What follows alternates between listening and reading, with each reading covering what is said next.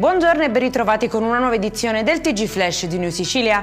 In apertura un traffico di carburante proveniente dall'Est Europa e camuffato da liquido anticorrosivo per evitare il pagamento delle accise è al centro di un'indagine che ha coinvolto le province di Catania, Siracusa, Enna, Cesena e Roma. 5 le persone indagate e sequestri per migliaia di litri di carburante, cisterne, mezzi e beni per oltre 200.000 euro. Aveva solo 17 anni Matteo Messina, il ragazzo morto nel violento incidente avvenuto sulla statale 113 all'altezza di Cefalù. Il giovane, originario di Campofelice di Roccella, viaggiava su una moto che per causa ancora in corso di accertamento si è scontrata con un'auto. Inutili tentativi dei sanitari del 118, il ragazzo è morto sul colpo mentre sui social si moltiplicano i messaggi di cordoglio.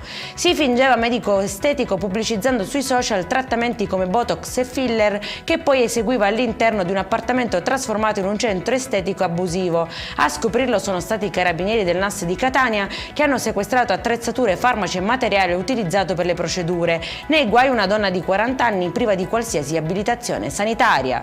Controlli dei carabinieri in 14 attività commerciali di Palermo contro lavoro in nero e violazioni sulla sicurezza nei luoghi di lavoro. Denunciati 11 datori di lavoro, sospese 8 attività, accertati anche sistemi di videosorveglianza installati senza autorizzazione per controllare i dipendenti.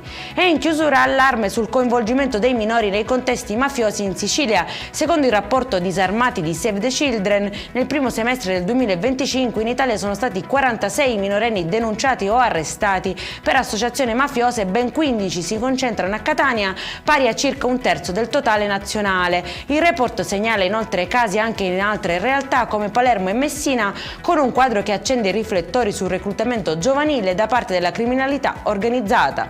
Per questa edizione è tutto, prossimo appuntamento alle 19:30. Buona giornata.